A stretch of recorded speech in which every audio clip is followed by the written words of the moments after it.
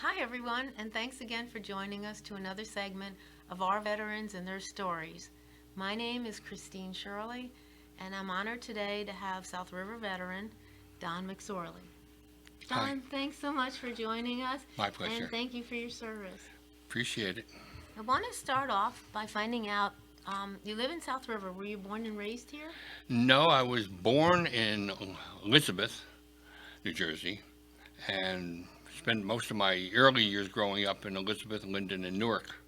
And it wasn't until I met my wife and we moved here to South River. That was 39 years ago, So it was 1980. 1980. Okay, that's great. Thank you. So tell us a little bit about your service in the military. What made you decide to join? Well, I was working at Bell Laboratories. I had gone to, originally I started out going to college. I was going to go to Cornell University. I spent a year up there. Um, for several reasons, we didn't continue that. So I got a job at Bell Telephone Laboratories as a device mechanic, electronic device mechanic. And I wanted to get some schooling in, so I was going to Newark College of Engineering 4 nights a week. And the Telstar project came along in the early 60s. Which is what? That was a satellite, Telstar satellite, communication satellite. And we were assigned to build it and get it ready for launch. So we were working 40-hour weeks. I was working overtime on Saturday, overtime on Sunday, and going to night school 4 nights a week.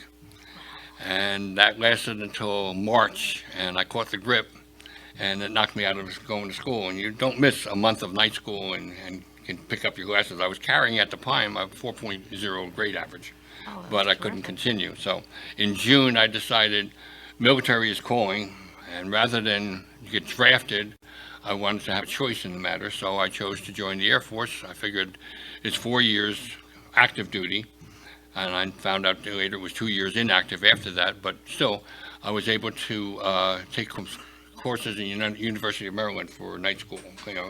Correspondence courses, not night school, correspondence courses in with the University of Maryland.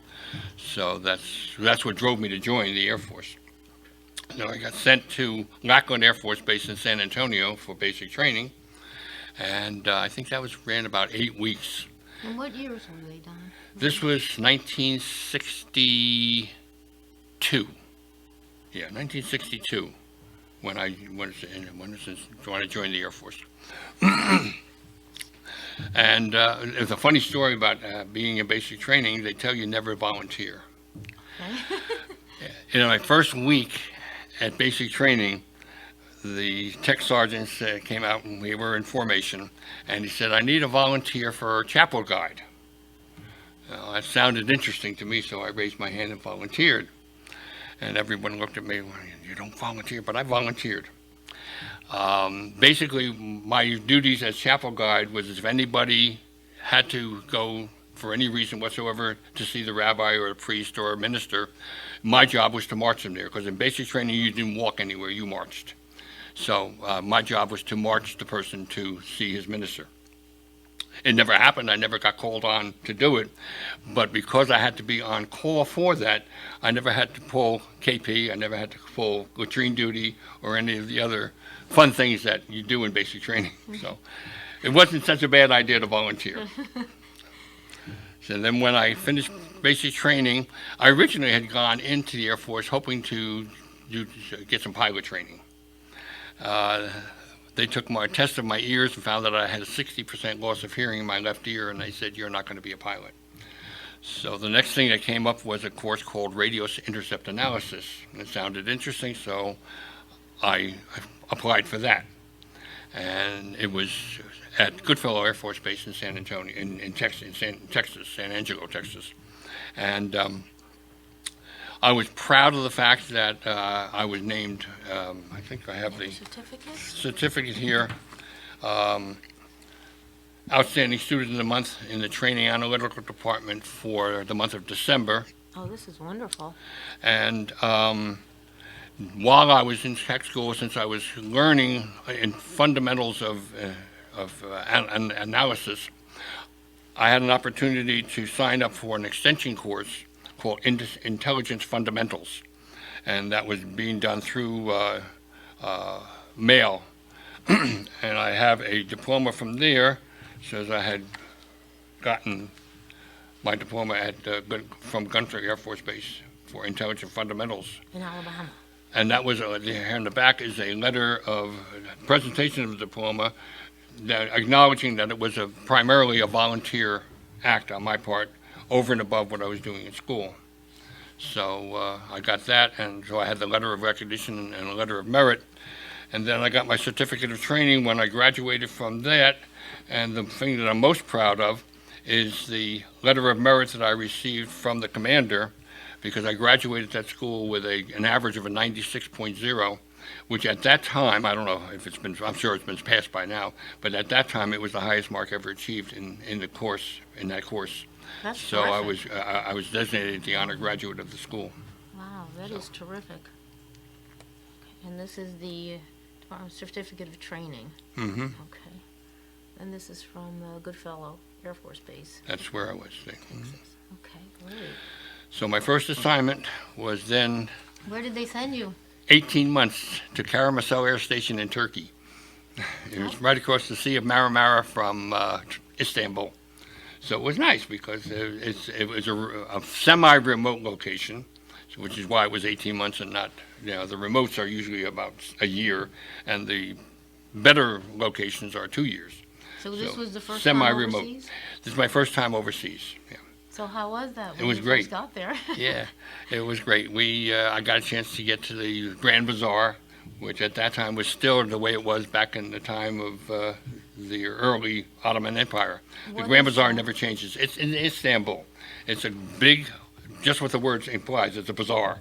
And you walk in, you can buy all kinds of Turkish goods and towels and, there's groceries and all that stuff, but towels and tapestries and all kinds of handmade Turkish items. So I got to be very, very proficient at chopping them down in price, because they don't respect you. If they quote you a price, they expect you to argue with them. So we argued. Is this one of the tapestries that you had gotten? That was, that's a story in itself. I was there I was stationed in Turkey at the time of Kennedy's assassination in November of '63. And the funny thing was, Turkish people pretty much just accepted our presence in their country. We were not enemies, but we were not, jolly good buddies. We were tolerated. But after Kennedy was assassinated, if you were walking in Istanbul or anywhere where Turkish civilians saw you, they came up to you and shook your hand, and you could actually see in some places tears in their eyes. I mean, they literally loved this man. But it was interesting because I was going to be working amid that night, which was from midnight till 6 o'clock in the morning. So I was dressed in my regular fatigue uniform at the time. I think in Dallas it was 1 o'clock in the afternoon. For us, it was 10 o'clock at night in Turkey, where I was. So nobody said anything. Nobody issued any orders. We just had heard that the president had been shot. We didn't even know if he was dead or alive or what. I changed out of my fatigue uniform without even thinking about it and got dressed in my dress blues. Now, from the barracks to the base operations center is about a 15-20 minute walk along the flight line. Now, I'm walking out there and I'm thinking to myself, why am I in dress blue uniform? I have to tell you, when I got out to work, every single man on duty was in dress blues. Without a word being said, this is what you should do. I think simply out of respect for the President of the United States, our commander, every single man on duty was in dress blues. Not much work got done that night. Those days we did not have computers, and we did not have Facebook, and we did not have all this fancy stuff we got today. We spent most of the night listening to the Voice of America, trying to get details of what had happened in Dallas that day. Yeah, this came out maybe a month later. I saw this in the bazaar, and I bought it. It's a beautiful tribute Beautiful. to Really President beautiful. Kennedy. It says made in Turkey. Yep, it's And stained. It's all Yep, satin. No, it's Yep. beautifully done. but yeah. But Yeah. their workmanship, they're famous for it. But that workmanship, it's a beautiful It's like likeness of the satin and man. velvet. Yeah. I think it is. It's a very, very beautifully made. I've had that for for pretty close to 60 years. It's beautiful that they made that in honor of John On Kennedy. That is President. yeah. That is beautiful. So then, you were still in Turkey, Right. right? And you had a couple other experiences there. Yeah, I loved my work. I really did. I felt I was good at it. Um, And your job title again was? I was an analyst on duty. We had radio operators in the room, and an analyst. We had a staff sergeant, and we had a lieutenant. Our division was called Transec, Transmission Security. We were co-located on that base with another branch called Communications Intelligence, COMINT. They were two totally separate commands and two totally separate chains of command, basically. Their officers and our officers did not mingle. I could not go into the even though I had top secret clearance, I could not go over to Communications Intelligence Division and look at any of the material there, even though I was cleared for it, because I did not have need to know. And that's the key to intelligence. It's not just having the clearance, you also had a need to know. But you had top secret clearance. I had top right? secret clearance, yes. Okay. In order to do the work I was doing, I had to. Basically, what people in communication intelligence are told when they join there, their cover story was their people were telling me, if anyone asks you what you do in the Air Force, you monitor U.S. communications to detect leaks in security. That was their cover story. That was my job. This is exactly what I had to do. What we did was we were hired mostly by Strategic Air Command. They were our biggest suppliers. They wanted us just to make sure that we monitored, if there was a mission going on, we monitored the communications between our people to make sure that nothing was being said that could give the enemy an advantage. So basically, we were there to protect our communications. But were you physically doing that yourself? Yeah, we were. You were. We were physically. As the analyst, my job was to listen to the traffic that the operators gave me, and then analyze if there was something being said that shouldn't have been said, and if it was, report it. And how can you analyze that, Tom? You were telling me a little bit about that, and it sounds very interesting. It is. I guess it's unique. I don't know if you call it an ability. It's just you develop a feel when you're listening to this day in and day out. You're listening to airplanes communicating with their bases, communicating with people on the ground, communicating with each other in the air. You get a feel and you get a sense of what they're saying. And even though they might not be saying anything wrong in the clear, sometimes they're using language that can be interpreted a different way. Can you give me an example? Let's say the one guy wanted to tell the base that he was being diverted with a problem, and he didn't want to say it out loud because he would feel that it would give an advantage to somebody who was listening that shouldn't have been listening. So he would use a cover story. And again, every once in a while, they got by with it. But if you're listening closely enough, you get to tell, well, that's not what he's doing. And if you were right or wrong, you still had to report it. That's the unique thing about our job. And we were told this right up front. Don't expect to be complimented if you're right. Don't expect to be hollered at if you're wrong. Your job is to analyze. Right, whether you're right or wrong, it basically really is irrelevant. It's not important for you to know you were right or you were wrong. You have to sit and listen to what's going on and decide, yes, this is reportable. No, that's nonsense. So you never really got much feedback? Never did, except one time. But that was a story in itself. When you send a message, Air Force Communications, there are 4 precedences that you can use. Routine, which tells you what it is. Priority, which is a little above that. Then there's a third one called ops immediate, which requires certain parameters to use. And then there's flash. Our office was authorized only for routine and priority.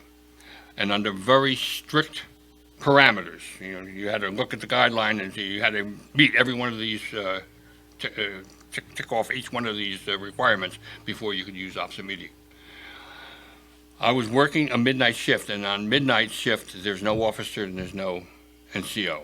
So any message we send out has to be signed by an officer, so you have to take that out to the communications desk and have an officer sign it, which is just, formality. It has to be signed, and then you take it to the message center. So one of my operators one night called me over, and he said, Mick, you got to listen to this. So we put the earphones on, and I'm listening, and I said, get every single word they say. I'm going to go start typing a message. So I typed the message, I had it all finished up, and I had typed in priority as my precedence. And as I sat there looking at the message and reading it over and making sure there were spelling errors and everything like that, we didn't have spell check in those days. I thought, maybe it's option immediate I can use. So I took the manual down and I looked at the checklist. And in my estimation, my analysis, which is what I was hired to do, I felt I met the qualifications. So I changed the precedence from priority to ops immediate, and I took the message out to the officer on duty to sign it.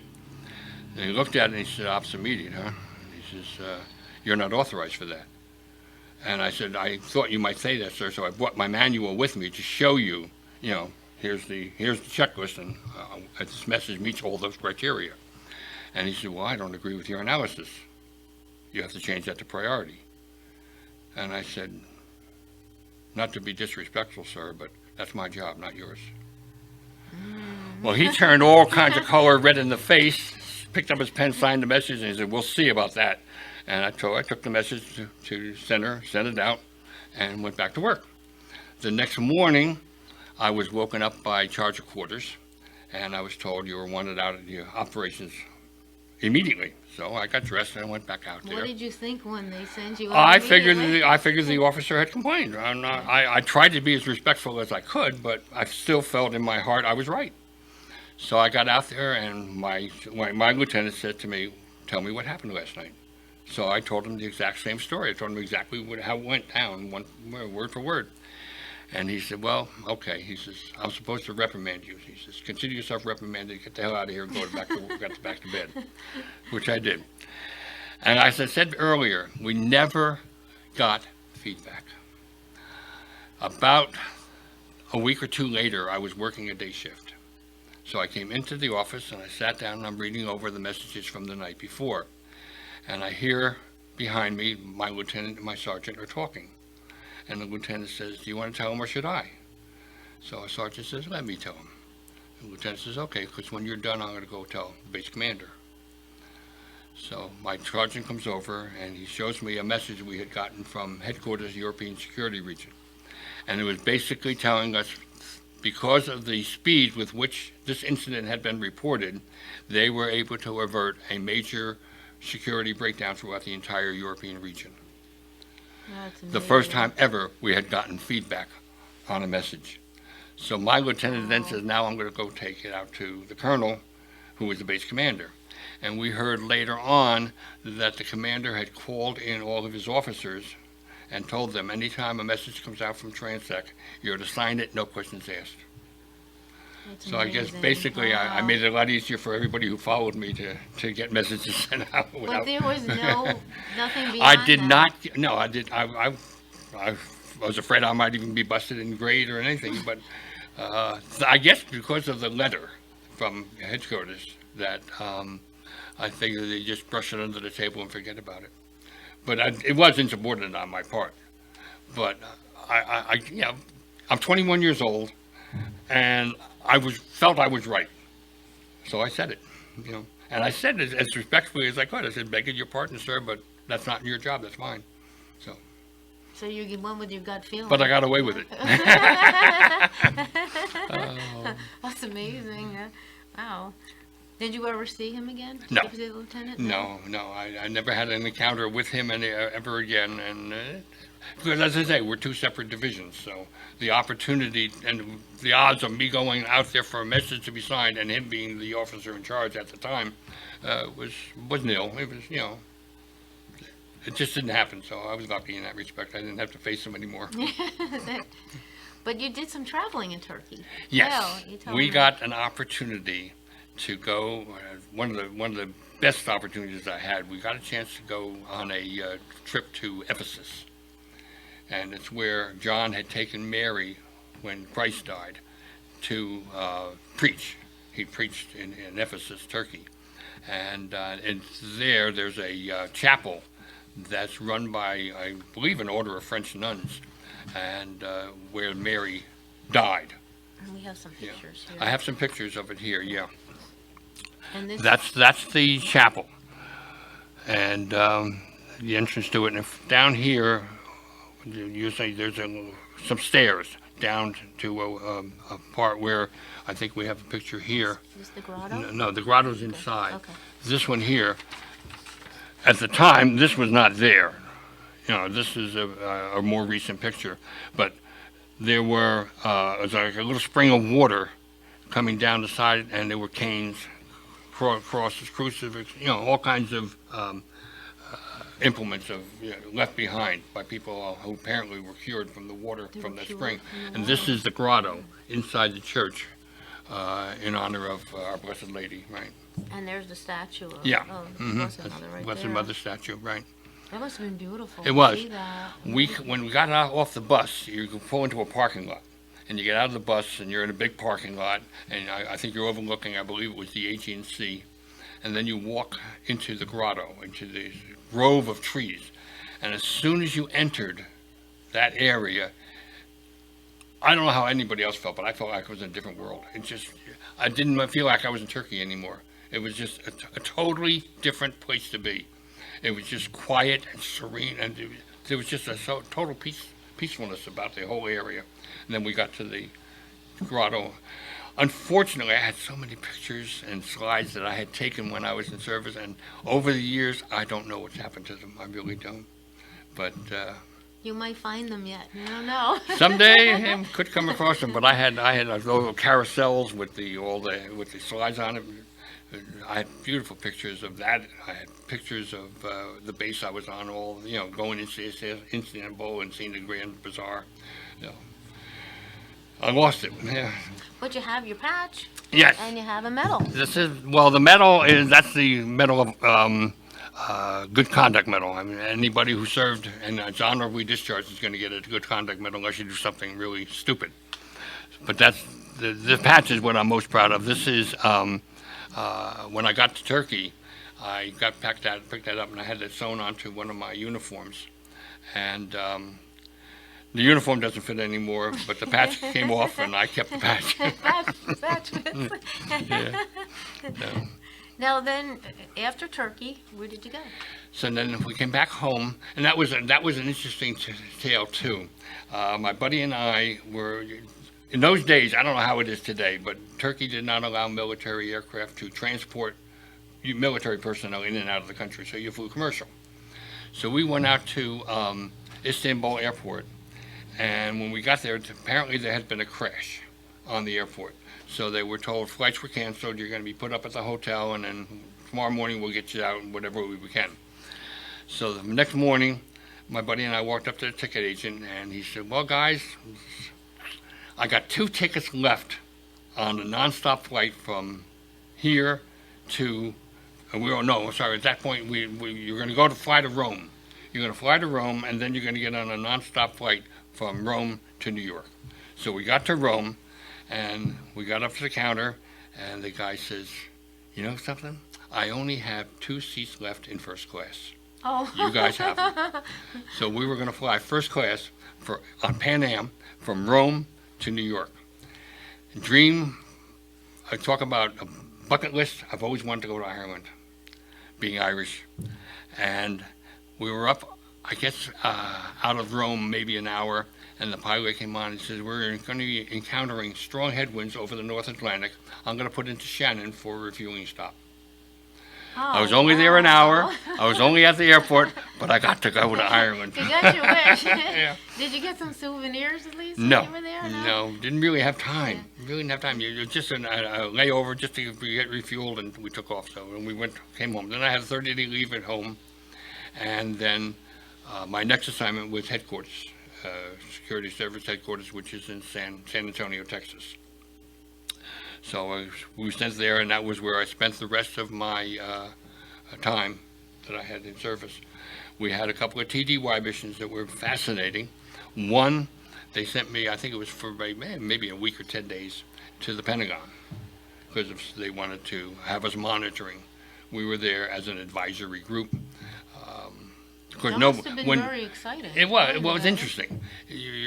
When you're sent on a TDY mission, the host, where you're going, whatever base it is or whatever location it is, does not know you're there.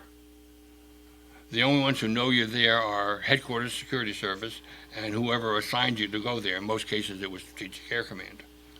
They're the only people who knew. We were there, and as far as they were saying, we were just, Air Force personnel that were assigned to do a job. They had no idea who we were or what we were doing. I'll tell you, civilians talk worse than military do, but we won't go too far into that.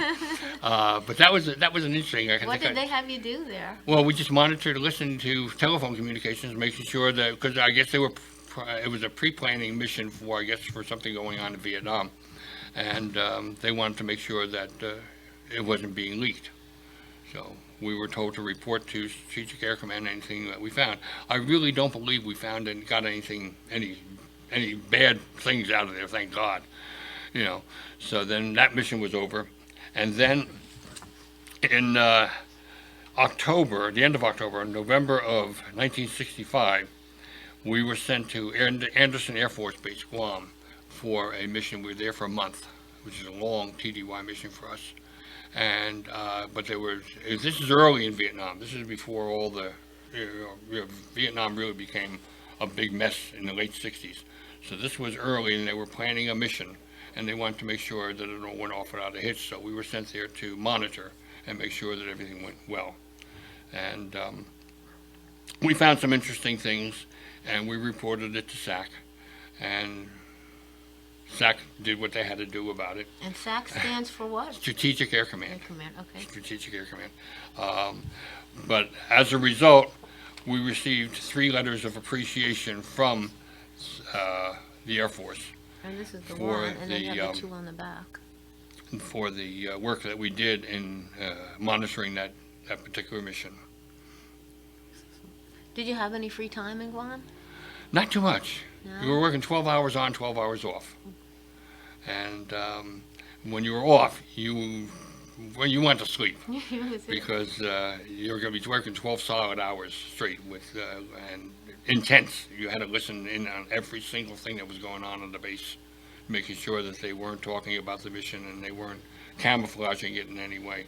But here again, you never had gotten any feedback? Never got any feedback, no. That we don't know. I mean, we analyzed it, we sent a report based on what we thought they were talking about it and how they were talking about it and how they were camouflaging it. We had no idea what the mission was. We had no idea if it was compromised. We reported what we heard and what we thought we did. I know the rumor was that SAC headquarters was kind of upset with some of the officers over there, but nothing was ever told to us, so we don't really, it was the usual grapevine, but you don't know for sure what was happening. And in a way, I'm glad, because if it was something that was very overt, like the incident in Turkey, it might have compromised our guys over there, and that would not stand. They went through hell and back. The guys, and you got to remember, Vietnam was not a popular war. It was really. Back here in the States, you were not accepted, even in the military. You were not accepted. You were frowned upon and looked down upon. It's only been more recent years now, in the 90s and 2000s, that people come to realize that we had to do what we had to do. So you never were sent to Vietnam? No, I wasn't allowed. Due to the nature of my job, we would not have been. No intelligence personnel would have been permitted into the in-country. The closest I got was Guam, Anderson Air Force Base. But it's interesting because today people will see me walking around with my hat, and they will say, "Thank you for your service." And it was interesting. I heard of a guy. I was watching a game show, and a guy, the host said to him, "Well, thank you for your service," and he responded. He says, "You were worth it." That's beautiful. Wow. That's beautiful. I got to remember that. Yeah. You were worth it. Beautiful. And then another time, a guy said, "It was my honor to serve." So now I try, whenever someone compliments me and says, thank you for your service, I try to remember to say, it was an honor to serve and you were worth it. Because it just says so much, you know. But the unique thing is, if a Vietnam vet meets another Vietnam vet, they say, welcome home. And that's because of the disconnect we had back in the 60s with civilian population. Well, what was it like after you finished your service and you came back home the first day? Do you remember the first day back home? It was hectic, but I mean... How did you get home? I think I flew from Texas to back home to New Jersey. Yeah. Okay, so then you get out and here you are. Yeah, and I had a job with my parents. They were working in a distributorship, so I got a job working with them. So I never really got a chance to put to use the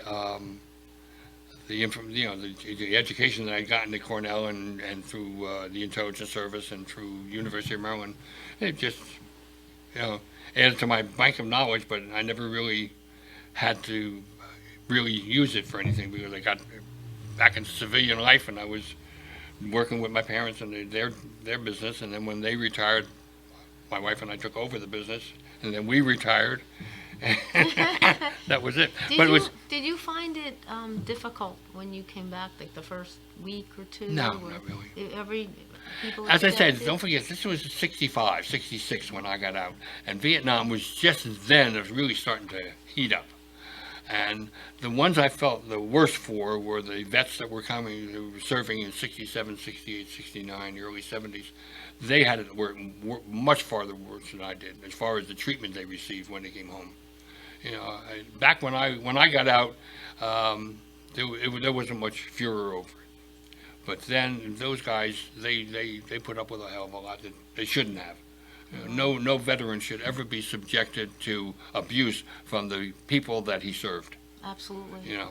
Absolutely. That's why I've been so strong an advocate of being aware of my veteran status and proud of the fact that I was a veteran, and proud of the fact that I served, in the Air Force. As I said, I had spent 4 years and 2 years inactive, and the only other thing I had left here was. During my reserve time, I had contacted the Air Force with a suggestion that I thought would be helpful for our security of our communications. And they awarded me with a certificate and a $25 gift. Which was a lot of money back then. Yeah, back in the 60s, $25 was a nice award. A lot of money. But it was more or less just the feeling that I felt I still was contributing. I've often told people that if I had one decision to make over again in my life, I might have stayed in the Air Force. I was doing something that I was good at and something that I really enjoyed doing.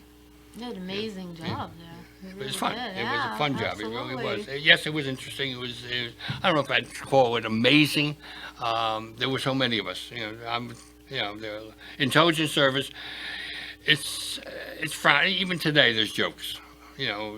Air Force intelligence, military intelligence. As what's the word for that? Like jumbo shrimp. What I'm saying is, I can't think of the word. I don't know. Won't come to me. An analogy? No, a contradiction in terms.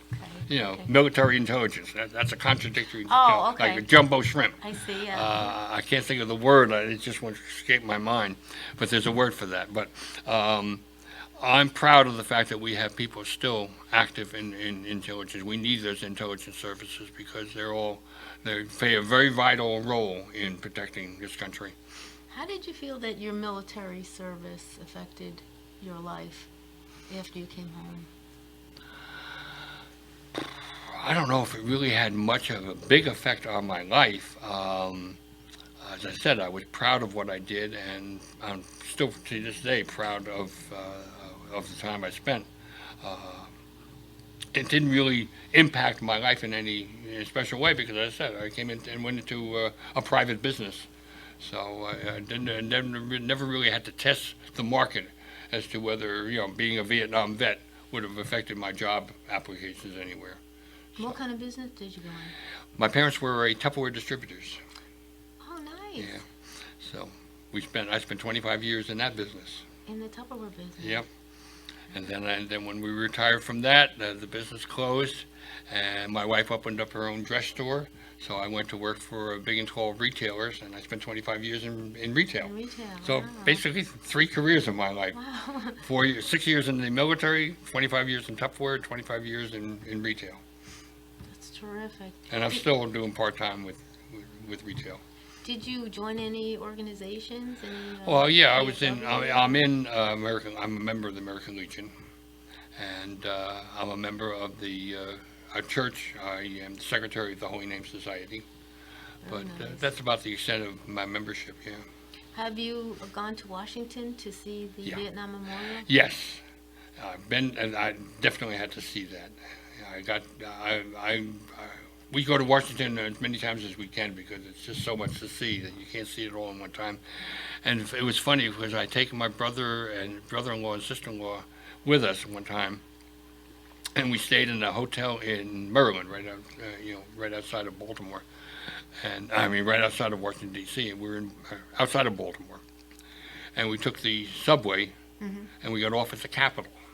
And we walked around, and we walked, and we walked, and we were looking at all the sites. We walked along the mall.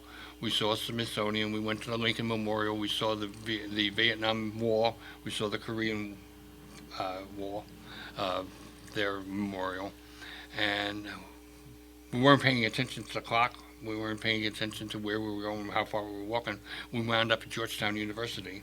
You walked to Georgetown University? I had no idea how far we had gone, but we got back on the subway there, and we got back to the hotel, and the guy said, well, how'd it go today? He says, yeah, well, we had a good time. We walked from Capitol, and we took the subway from Georgetown. He says, you what? So, yeah, and we didn't realize how far, we had traveled, but it was, my poor brother-in-law, who's a lot older than I am, wound up with calluses on his feet. His feet were so sore. Oh, no. But we had a good time. It was really, and I go back to any time I can. I love Washington, D.C. Yeah, you really do. Don, is there any messages that you might like to pass along to future generations of your experience or anything that has to do with the military? I would say to any young man or woman who is interested in doing something and feeling good about it, don't shy away. I know today's world is a lot different from the world I grew up in when I was in service. It's a lot scarier what's going on in all these different countries with the terrorism and with the what's happening over in Middle East and all that. But if you want to do something and feel good about doing it, don't hesitate to join your service. Become a service person.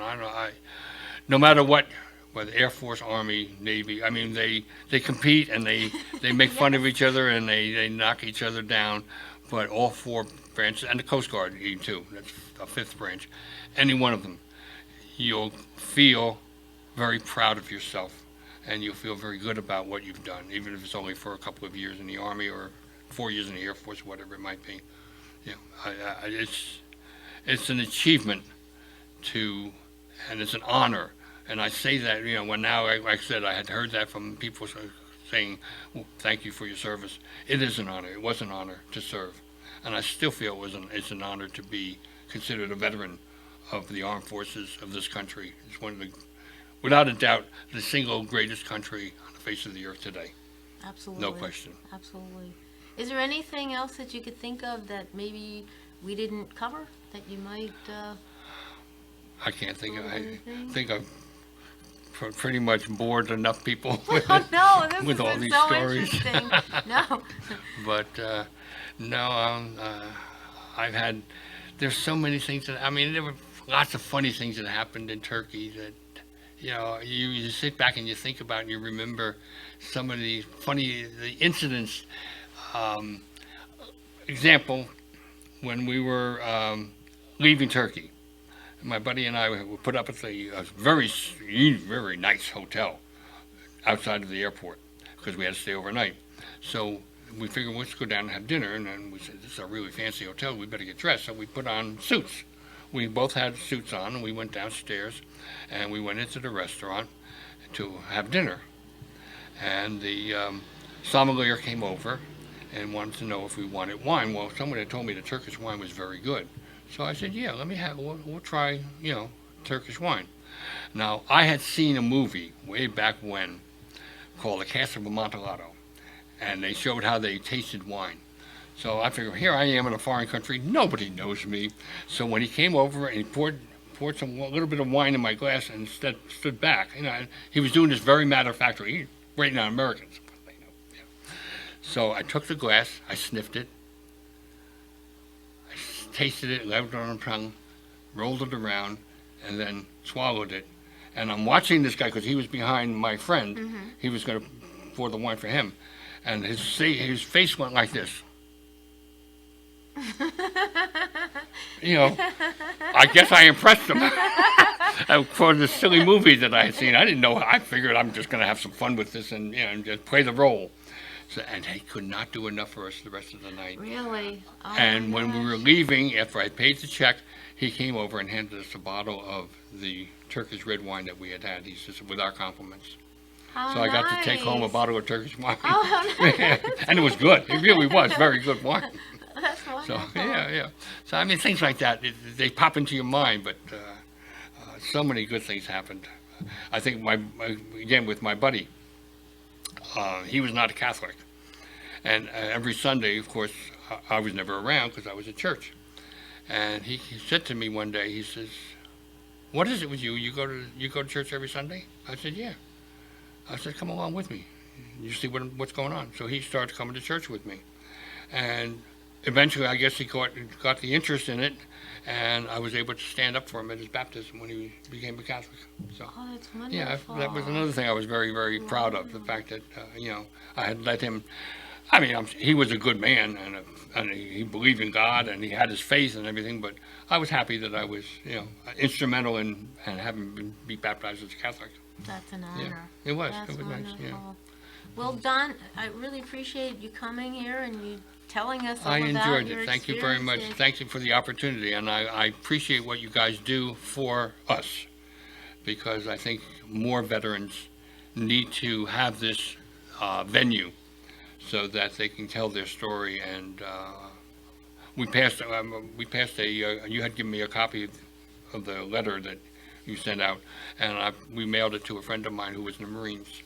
And hopefully, we gave him your phone number, so Okay. hopefully he will call you. Okay, terrific. yeah, terrific. because, I'm very happy about that. I would love to see more veterans take advantage of this opportunity to educate people about being a veteran and having the honor of serving this country. I think it's very important that this message goes out to people. I do too. It really is, because we live in the greatest country in the world. That's right. And No question. we're here because of men like you and past generations, and that's truly, the grace of God and honor. That's right.